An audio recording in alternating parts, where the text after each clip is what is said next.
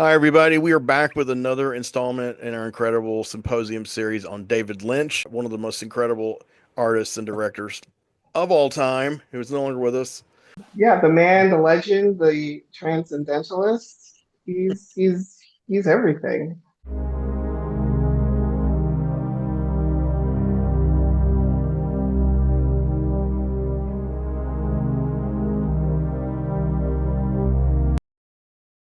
Lost Highway. Can you give us a synopsis, Chuck? Okay, synopsis of Lost Highway. Lost Highway stars Bill Pullman as Fred. Fred. Yeah. Fred, the name of his character, who's a jazz saxophonist, and somebody leaves a message on his intercom that says Doug Laurent is dead. No idea what any of that means. He just hears it, is puzzled by it, and kind of goes back to whatever he's doing. He has a very weird kind of tense relationship with his wife. Things are not quite what they should be, and he thinks she may be sleeping around and is kind of frustrated. He may not be delivering as he should uh, in a performance or whatever.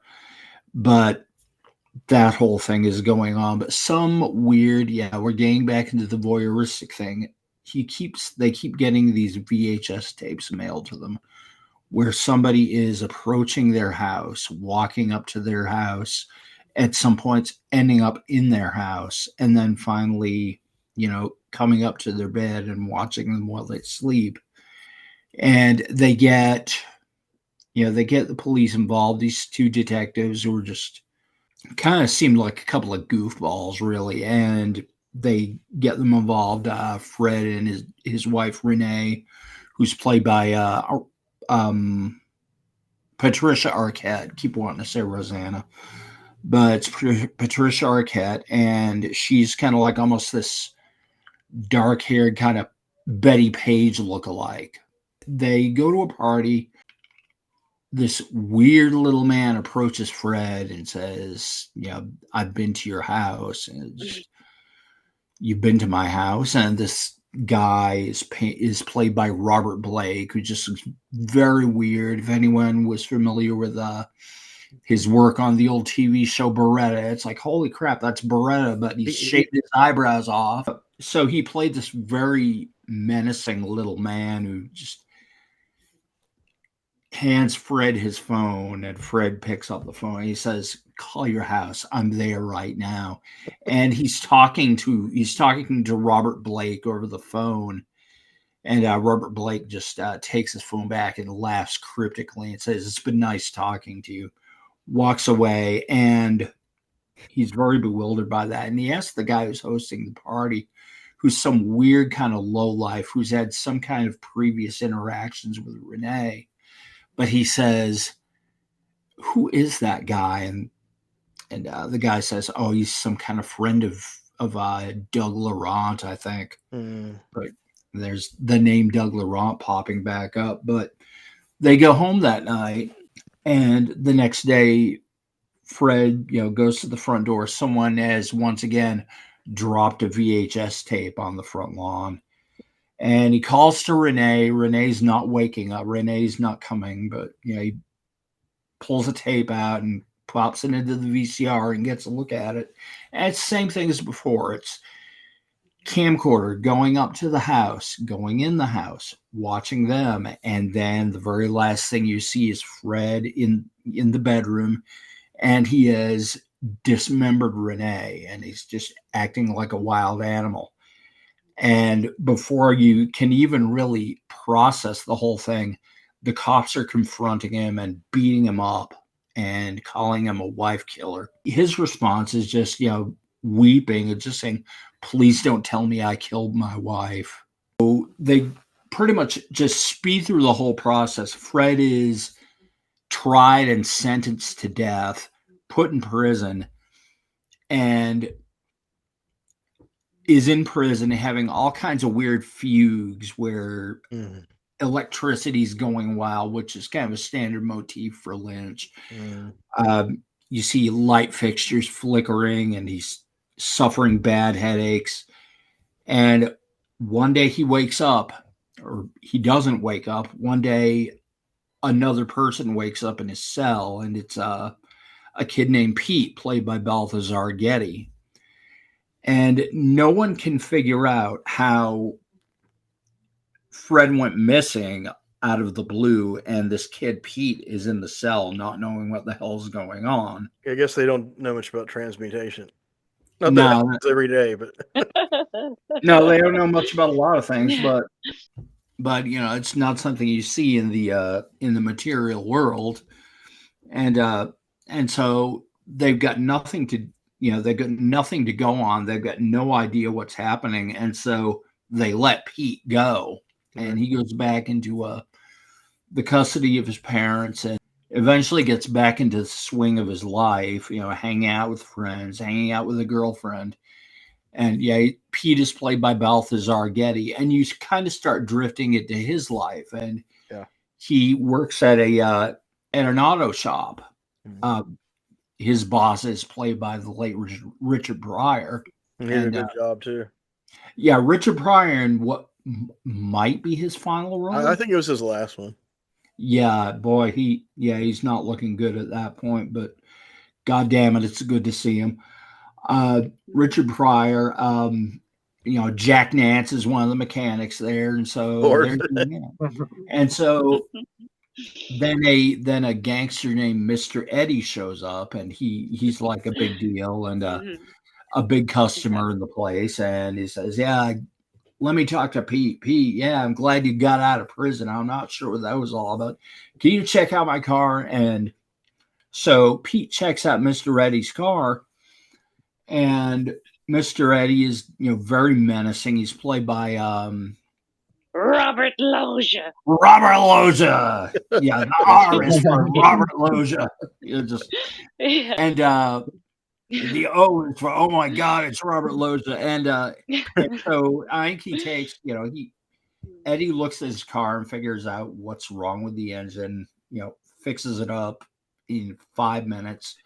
And they're just kind of cruising around. He's cruising around with Mr. Reddy and his hoods, and this guy cuts him off on the road, and he pursues him along the I guess Pacific Coast Highway, and just, you know, runs this guy down and gets him out of his car and beats the crap out of him. So Mr. Reddy is a very dangerous, scary person. Mm-hmm. And you know, but evidently Pete is his favorite mechanic. And so, you know, can I bring the caddy around tomorrow and have you look at that? And I'm like, yeah, sure. So he does. And out of the caddy steps this drop dead gorgeous blonde named Alice, you know, Mr. Reddy's girlfriend, who is also played once again by Patricia Arquette. Mm-hmm. And you start getting there's this whole mirroring effect going on in the story. Eventually, Alice falls for Pete, and they've got this whole romance thing going. And you see the same detectives who were investigating Fred and Renee and the voyeur thing happening with them. They're also investigating Mr. Reddy, and they take a look. They at one point see Mr. Reddy leaving the garage, and they say, "Is that Laurent?" Yeah, that's Laurent. So, yeah, a little spoiler there. Yes, Mr. Eddie is Doug Laurent. And eventually this whole story kind of loops around, but Alice eventually cons or seduces Pete into this whole plot, killing Mr. Eddie. I think they end up killing the friendo there who threw the party toward the beginning that the mystery man was at, and the mystery man turns up and all this stuff. And they kill this guy, and then Mr. Eddie is in hot pursuit, and eventually they're making love outside this beach house, and Pete's just like, you know, Pete's completely head over heels with Alice, and he's just like, I want you. And she just whispers in his ear, you'll never have me. she stands up and walks away, and he gets up and he's Fred again. The whole thing ends up, Fred, with the help of Robert Blake, ends up killing Mr. Reddy, killing Doug Laurent. He drives up to his own house in the end and goes to the intercom and says in the intercom, Doug Laurent is dead. Then you see the two cops who've kind of been squirreling around the whole story. They're walking up to that apartment. They see him, and then he runs, and they run after him. The last moments of the movie are just him peeling down the highway, looking terrified, with these police cars all piling up, just following him. And there's no way out. And the last thing you see is just the fugues and the electric lights flashing and him going into spasms. And then it ends. Yeah. You wonder if he's going to transform again or. Yeah, the question being, I've heard a couple of good theories about that. One being, well, he was in prison the whole time, and what happens? He pops out of prison and ends up getting electrocuted. Yeah. Yeah, he ends up in the chair. The other is, well, that's the whole thing hinges. The whole thing hinges on what Lynch calls a psychogenic fugue. Yeah, and that fugue is him assuming the life of Pete and maybe going through his days thinking he's Pete up to a point. Right. But is he really ever Pete? Did he really pop into another guy's body and another guy's life? And in the end, is he just going to end up fuging into something else, someone else, some other life? And is that just going to go on forever? I was watching the whole thing with Balthazar Getty and Trish Arquette. I personally didn't believe for one split second that she gave a fuck about that guy. She was just trying to get off. She just did not. She was setting him up basically. And he wrote it with this with Barry Gifford, who also wrote Lost Highway, and we'll get into him a lot. But he also wrote Wild at Heart. You mean? Yes, isn't that what I said? Lost Highway, but that's okay.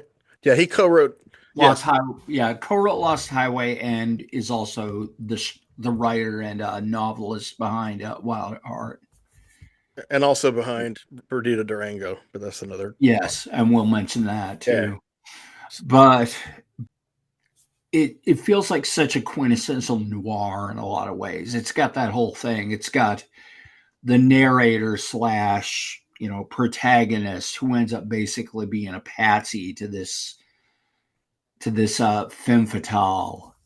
And in either way, I mean, Renee and Alice both feel like a femme fatale. They're the same person, really. I think I think they're Lynch's most vacant female characters by far that I can think of. Mm-hmm.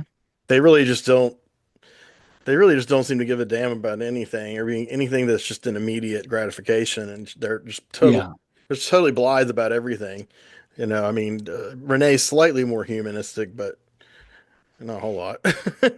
Slightly more human, and people have just asked questions about it, like, man, so does this guy literally not recognize that he killed his wife? And the whole thing, I feel like in a lot of ways, and I'll go into this, associates with a movie he did afterwards, which we will not be covering in this session. But in a lot of ways, it's a guy coming to grips with the fact that he killed his wife. Right. Mm. And who would deny basic facts about something or not be able to face basic facts? And somebody who has mental illness. I feel like it's about a guy with mental illness. Yeah. Mm-hmm. And in a lot of cases, it's just like, I don't know, what I've seen is people who will deny basic facts are very malignant, abusive people, narcissists. Yeah, look at any true crime video. And look at any politician. Every nowadays, no one accounts for anything. They just keep denying it for years and decades. And it's like people used to be people didn't do that. They were afraid of consequences, and now everybody does it. Obviously, the rich people do it, but even non-rich people do it. It's like, no, I never did that. That wasn't me in that video. Looking right at it. Taking responsibility. Yeah. Oh, it's insane, man. It is insane. But go ahead, Chuck. Well, it starts from the top down, doesn't it? So if there are amoral people at the top, that trickles down, and those people who are amoral at the bottom will resonate with those people on the top, and then that sets the tone for people just not taking responsibility, having no shame, and criminality just runs rampant, which is where we are now. It is, and we've had some leaders in recent years who have done that, and then younger people come along and they're like, that person's a role model, and I'm like, how are they a role model? I guess, and then I guess these people, like you said, end up the same way. If you're born into they can get away with it, and you don't know morals, you have no morals, then you're a sociopath at that point. Yeah, true. Yeah. Well, I do people think they can play God. That's what it is. It's that people think that they can play God. They think they can do whatever they want. People can't do whatever the actual F they want. But people, as you said, it just depends on what tribe you're from. You can do whatever you want, right? True. Yeah, well, people think that they can do whatever they want, but karma does actually. Yeah, karma will intervene at some point. Mm. What are you going to say, Elijah? So I do believe Fred, right? Yeah, the main guy. Fred creating, because a part of me does feel like it's a whole like false persona while he's in prison of him picturing himself as a better human being. I do believe that specifically almost symbolizes extreme psychopaths who believe that they have who are terrible people to the core, but believe that their persona is justified and that they're somewhere in their head they're a different person. Kind of similar to what Briggie was saying.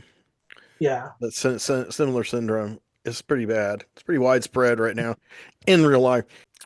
Elijah, what were some of your heavier thoughts about this movie, or theories, or you said you had about it a lot? Well, when I first watched it, I was actually really terrified of it, and I think this was like the first major Lynch film that I've generally been scared of, aside from Mulholland Drive, and I know they're not necessarily a horror at all. No, I think all of his later movies are horror, except Straight Story. Yeah, I mean, I do believe that. I did think it was. I do need to dive way deeper into the whole camera shots, the VHS shots, because I remember earlier on when Renee was alive with Fred, the detectives had came over because they believed that someone had broken into their house, and Fred mentions that they never had a camera, or that Renee even says that he hates cameras. Yes. So so that kind of, I don't know. There's just something that ties there. I could be wrong, but I feel like a part of those shots were definitely Peeping Tom-esque. I feel like someone mentioned Peeping Tom earlier. Was that you, Henry? Yeah. I didn't mean the movie, but I do love that movie. Yeah, me too. That's a good reference. Kind of capacity, I do feel like that the shots, the camera VHS shots, the very first one we see is the shot of the house, and the second one is when we see that the intruder is actually in the house, and then the third one is when he's up to the bed. So I'm like, this is very Peeping Tom-esque, and it kind of really scared the hell out of me.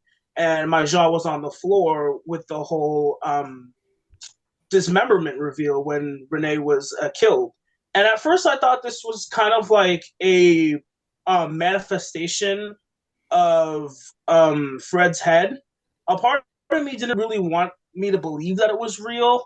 And then in the second half of the movie, we follow this completely different character named Pete. And this is where I'm like, I really need to look at this movie again. And then I came to the conclusion that I believe that Fred created a false persona of all of this, and he actually did murder his wife. So do you think he physically morphed into Pete or not? I mean, yeah, Pete. That's hard. That is what it shows us, but the ending also does leave it very ambiguous when he's just convulsing in front of the driver's seat, and like what Roberts said earlier, CF Roberts. Someone brought up, or many people brought up theories that he died in the electric chair, which is what I believe, honestly. Interesting. I was trying. I have a sorry. Can I just have a theory? Well, I feel like Fred may have schizophrenia. It seems like a very heavy kind of loaded mental illness. It's a mental illness that a lot of people are kind of scared of or whatever. But I think he might have it. Like that, there's not so much a malice in him, is that he hasn't integrated his shadow side, and that he can't believe that perhaps that he's so disconnected, and that's what I believe it schizophrenia is actually an unintegrated person, a person who hasn't integrated their shadow properly. So that's why there's a sort of like disbelief that he's done it or whatever, and maybe that shadowy character that kind of looks like Dean Stockwell with that white makeup, the devil kind of dude. He's a devil again. He's a devil character. He's the devil character. He does devilish things. He's in the house. Yeah. I'm in your house because I am you, and I'm your shadow, and I've been watching you.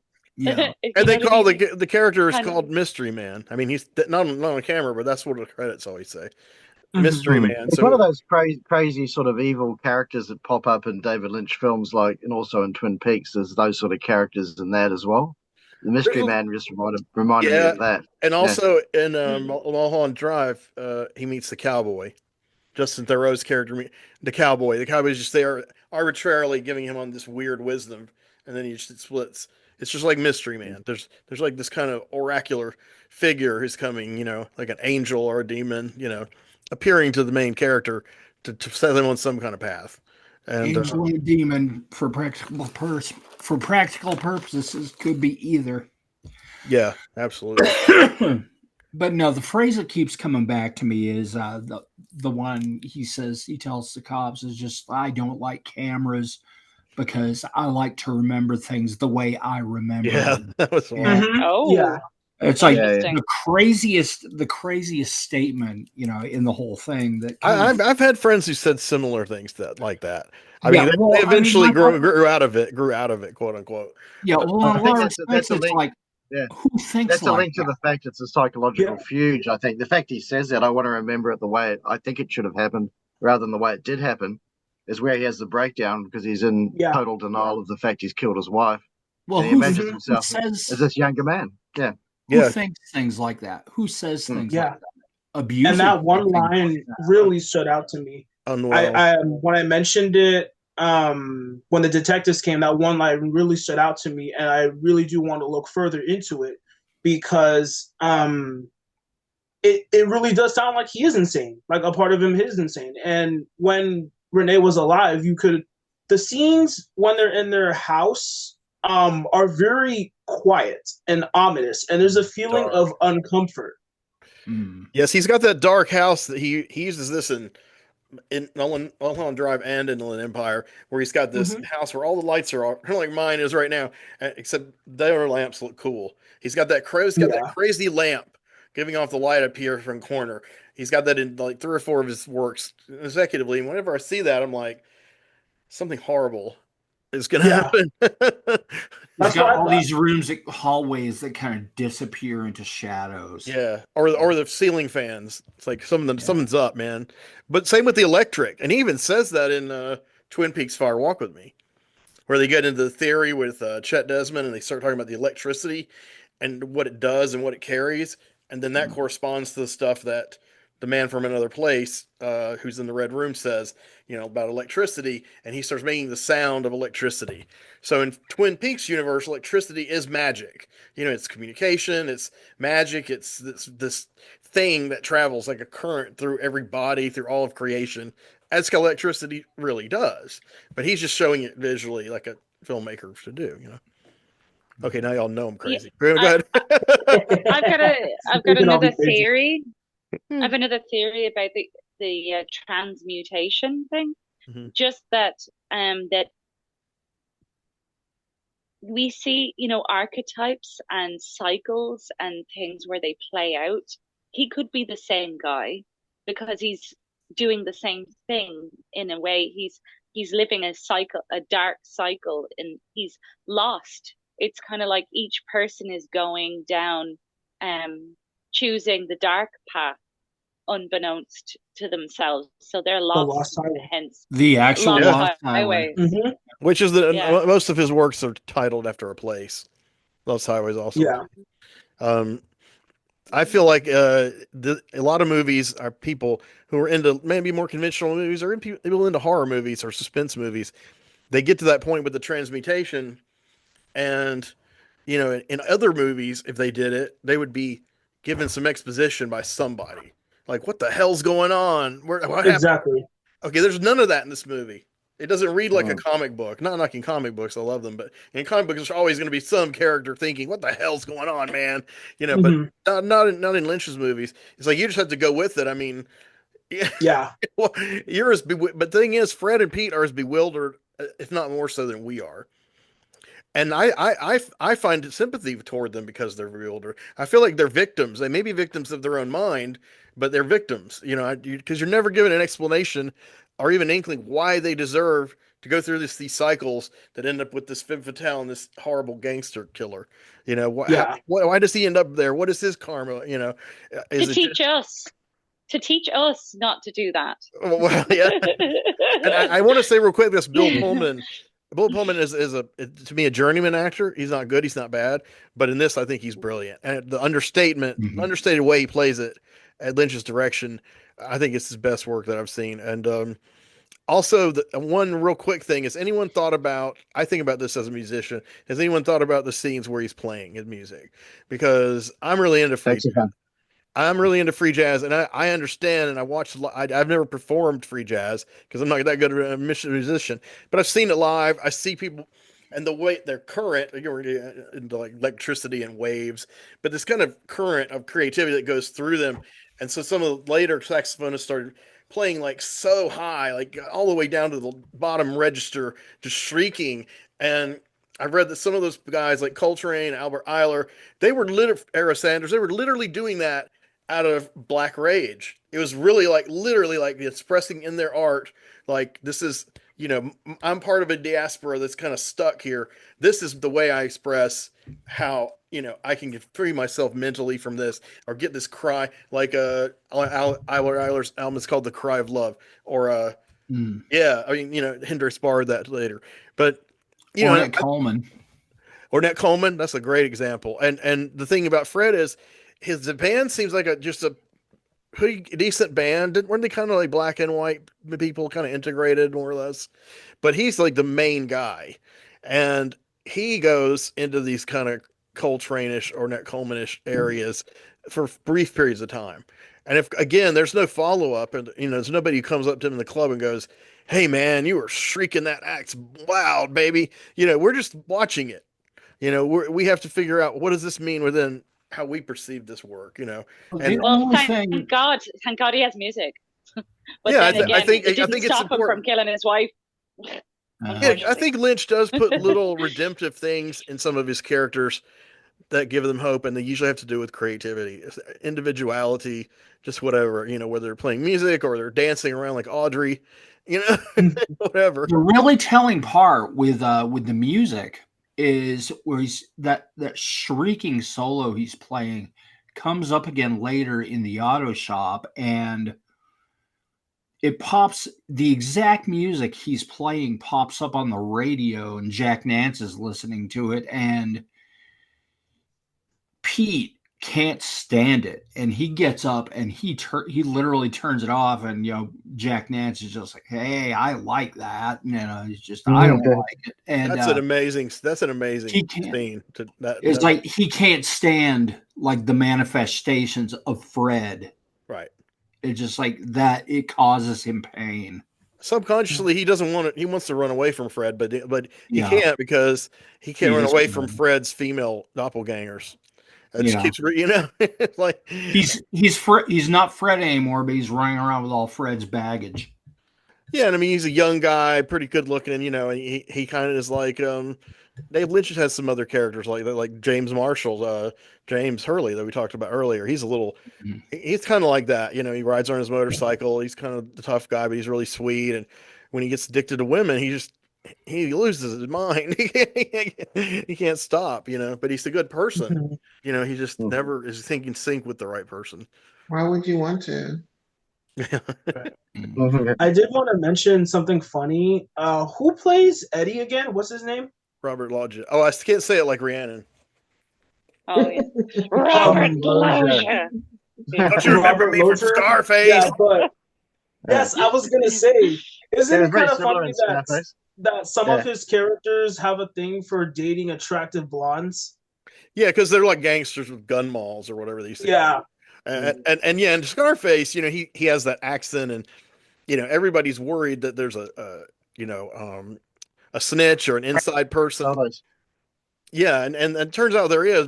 F. Murray Abraham turns out to be the guy who's spying on a drug situation. But for a while, you're not sure about Robert Loggia himself, and it gets to the point where when Tony Montana, and when he goes when he rescinds to the position he's in, and then he has this guy Robert Loggia who's kind of a little intimidating. Now he's like begging him for his life, which of course Montana does not give him. I wonder if that's why he cast Loggia in that part.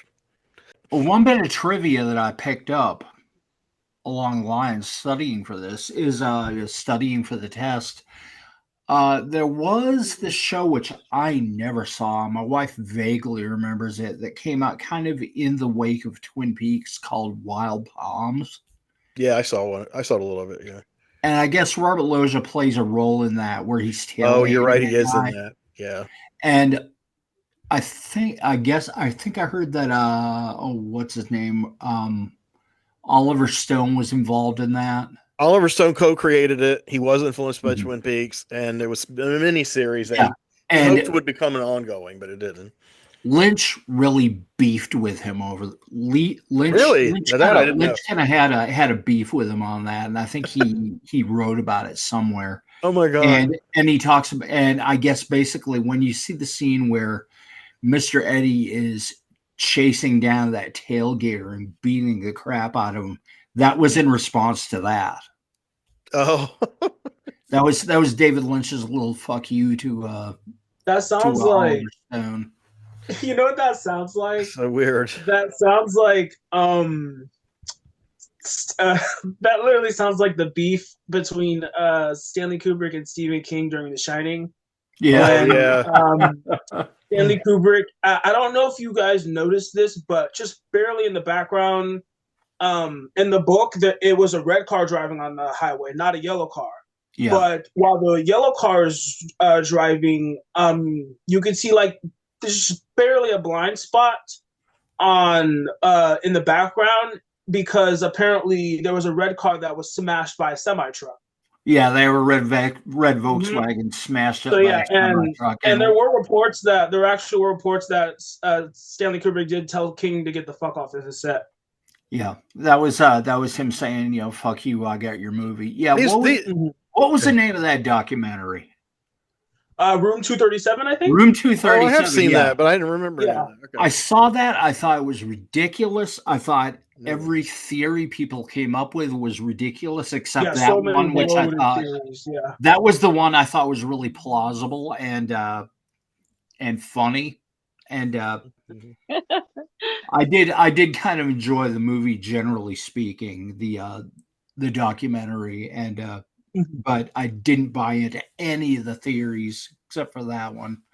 Yeah, the theories are nuts. I don't think they're nuts in a good way either. See, or the girl who's actually got the overlook mapped out and is going off on the parts of the structure that make no sense, and it's like, that's brilliant, but it's like you got too much time on your hands. Futile.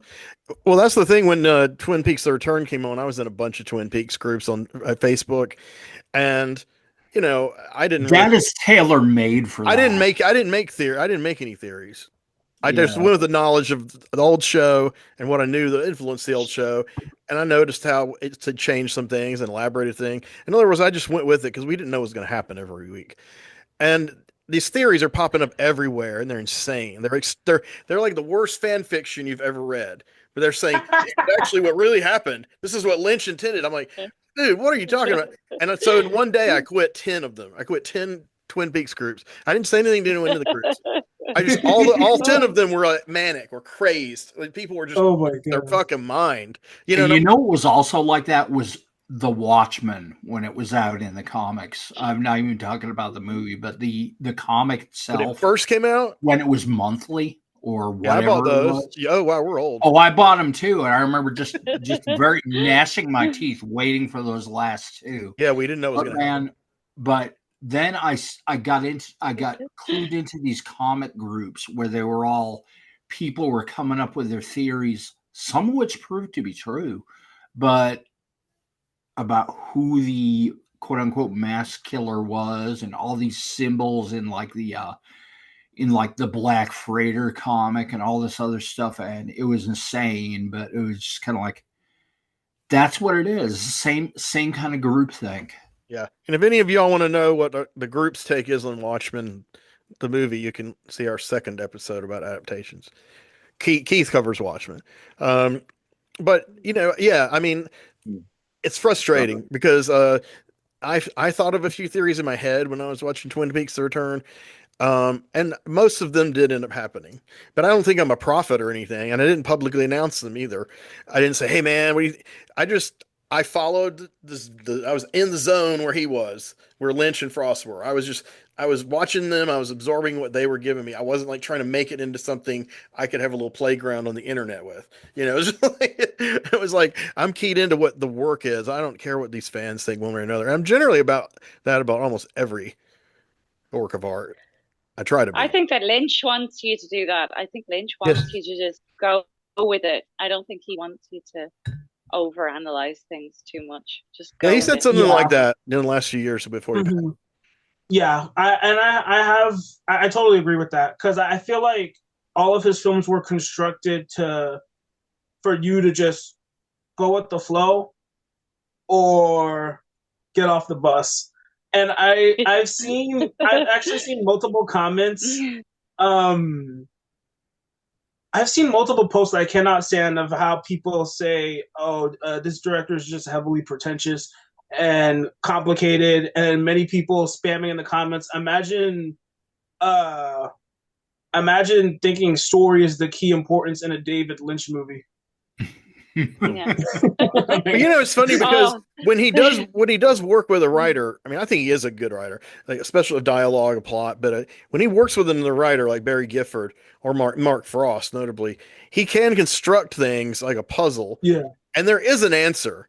There are a lot of people who do say what you say. They're like, I quit watching David Lynch because he's fucking with me. That's what an older friend of mine said way back in the day. My mom said it. It's getting weird. Can't take it.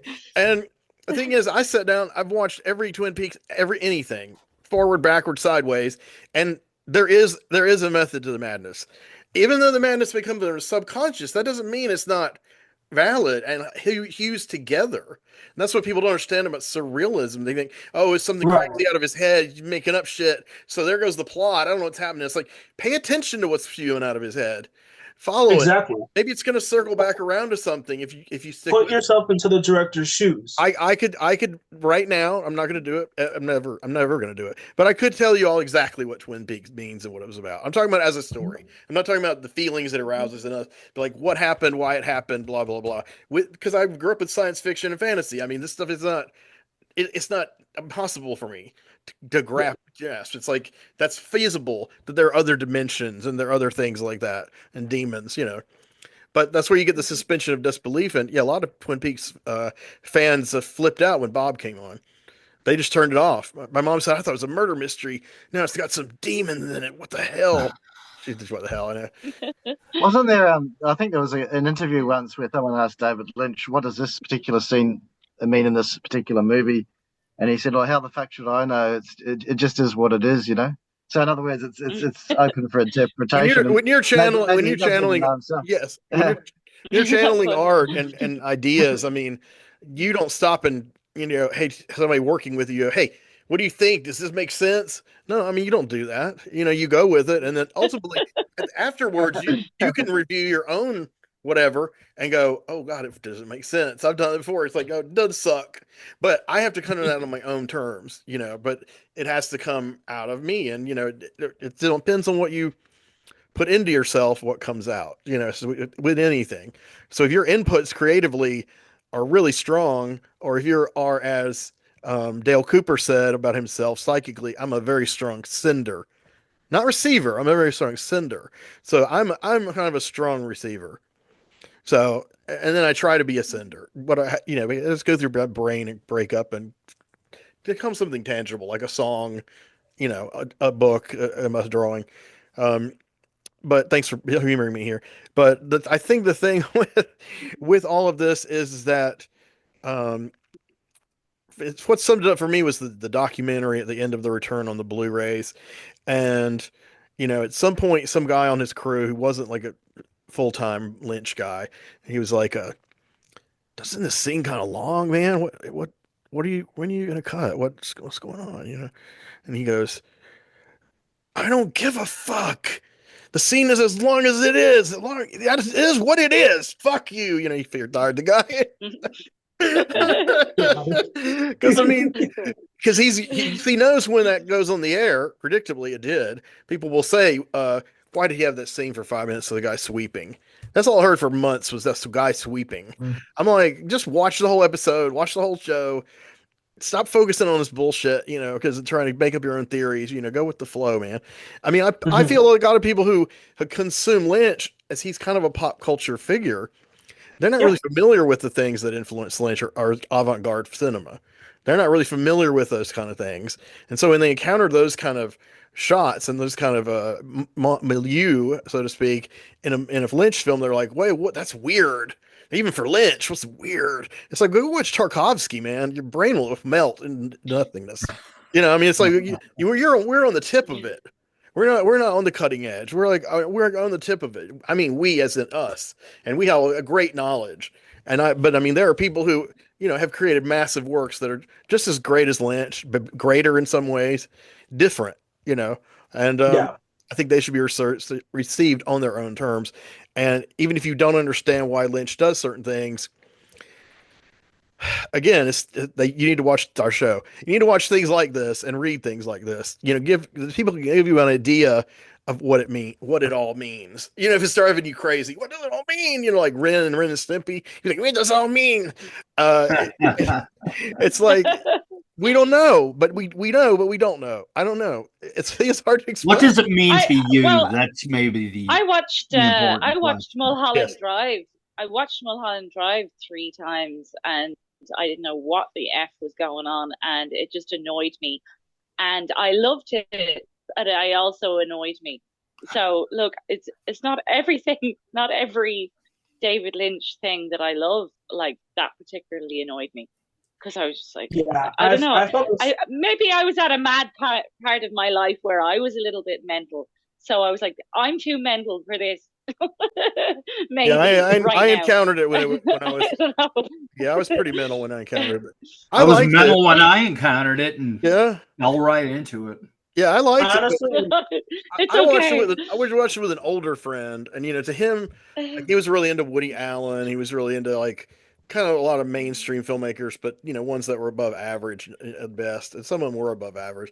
But he liked Lynch. He had liked The Elephant Man. He liked a few things, but he wanted to show me the Mulholland Drive, and so we watched it, and he kept saying, "You're going to see something crazy here." And I was thinking he was really into it, like he loved it, because he kept talking about how brilliant Lynch was, and this is his latest thing. You got to see it. You're going to love this, Henry. Blah blah blah. So we get through the whole thing, and he's like, "Yeah, man, I don't know. Here, I'm going to give you the DVD." Oh my god! I was like, okay, like he just gave up. And there's a lot of tableau in that movie that echo from Lost Highway and that trickle down to Inland Empire and the Twin Peaks sequel. So it's that kind of it's where he's really is starting to mess with time and perception and things like that. And it does mess with people's minds, So what's your conflict? What's your consensus on that movie called Lost Highway? I did want to add, so I don't know if any of you know who I think is it Satoshi Kai or Ko? A Japanese director. He directed Perfect Blue, and then there's also Darren Aronofsky. Colin, yeah. Yeah, you got his name right. Do you think that some of their works were highly influenced off of David Lynch? Because it feels like that to me. Yeah, I had a friend who was really into him and also into what's his name, Masamura Shiro, the guy who directed Ghost in the Shell and several other really awesome. I love that movie. And they were like, I think this is kind of Lynchian at times. I mean, look at the Japanese cyberpunk movement. They love Lynch. I mean, what's his name? Our man Tetsuo the Iron Man, Shinya Tsukamoto. Tsukamoto, he claimed that Tetsuo was his love letter to David Lynch. I can see that. And then BK directed a movie that he directed as though he were Lynch called Gozu. I don't know how many here have seen Gozu. Gozu is my favorite BK movie, and it is his most crazy, inscrutable movie. But it's funny, and it's like, you don't know what the hell. It does feel kind of like a Lynch movie. Is that Gozu? Yeah. Oh. Can we also talk about how good the music is generally in the musical score and David Lynch films? So you've got Julie Cruz, I particularly like in Twin Peaks series. I saw Wild at Heart last weekend, and I really like the Chris Isaak Wicked Game track. And then you've got Blue Velvet, you've got Love Letters Straight from the Heart, you've got Blue Velvet, and the Robertson track as well. Yeah, so it's great. And David Bowie at the start of Lost Highways. Yes, David Bowie singing. That is badass. An amazing imagery too. They had a very interesting. The music conjures up imagery as well, of course. So I mean, the Wicked Game goes so well with the Wild at Heart. Just the ambiance of that film, I think. Yeah, it's very seductive and mysterious. Mm-hmm. I think Angelo Badalamenti is like his muse as far as music goes. He's scored most of his work. I rewatched The Straight Story today, and he did the score for that, and I had never really paid attention to it that much until the day of the score. And it's incredible in its own right.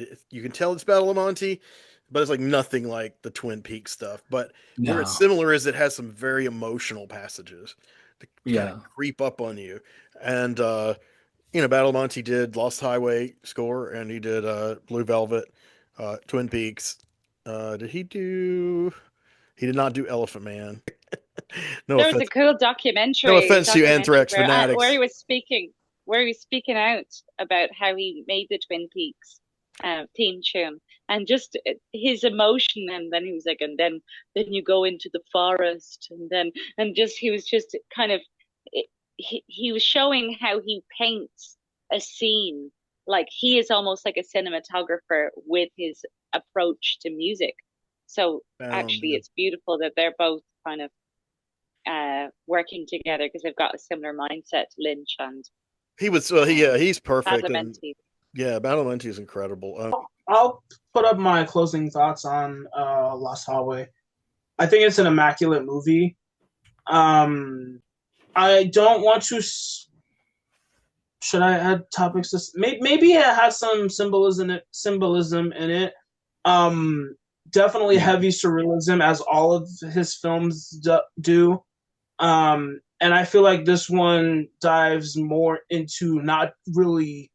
Yes, it feels like a dream, but I feel like it explores not really a dream itself, but either a false persona of a bad individual or a bad individual who jumped into someone else's body in a sense and almost started a new life. I think it's phenomenal, and I think it's almost biblical in a sense of like reincarnation. Do we know why he actually killed his wife in the first 20 minutes of the film? I don't know if that was ever clear. I mean, I believed him that he didn't do it, but they don't give us any other corroboration that I can. Yeah, there's no actual full closure proof that he did. that. Yeah. I think he did do it. Okay. I think he did do it. Yeah. Totally. I mean, I absolutely believe he did. He got tired of believe venting on the his first guy did. saxophone. evidently, yeah, I there was believe- enough I believe he evidence did there too. to like sentence him His to jail. paranoia. You know, The paranoia, I think, of seeing the person, his partner, going off with some random bloke or whatever while he's Yes. playing a gig, and it's like, you know, I think don't so. know. He also That did might seem have a not bit done. creepy with Renee. I like Fred. I think Fred had problems though. I think if he Yeah. should have stuck to music and stayed away from women and gangsters and stuff. He should have just stop doing that. But You know? yeah, I am actually kind of puzzled and shocked that this film didn't rock that well with critics, at least from my knowledge. No, it didn't do mixed well. receptions. Yeah, it received a mixed reception from critics, and it did better with audiences. Mixed to but it bad. did have a bit, yeah. But I am puzzled because I think it is a phenomenal film. History will be kind to Lynch. I mean, most of his movies did not Yeah. make a profit and were critically disdained. Most of them, not all, but most of them. And now he's passed away, everything will be gold now. Yeah, people get their head out of their ass and realize that he's been brilliant all along. Does he have his own star on the Walk of Fame or no? I'm pretty sure he does. I think there was something on the internet a couple of years ago about it when he got it. Oh. So that's your conclusion. Well, yeah, phenomenal. 9.5. I'd say an A. Did you say an 8? An A. 9.5. A plus. Oh, okay. I would do. Wow. That's hard.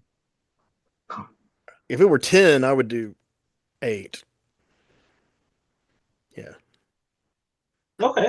Just for that one, but talking about his whole work though, most of them I'll give a 10 to. So it gets an extra half mark because Robert Luge's in it. So I'll give it 7.5. we ground him into the ground on this thing, man. I can't believe it. It's Robert Loggia. Is he still alive? Because if he isn't, he's rolling his grave. I think he's passed. Like, what are those kids talking about? Damn it. No, it's love. That's what it is. It is appreciation. Yeah. Okay, thank you for joining us for this installment in our David Lynch Symposium series.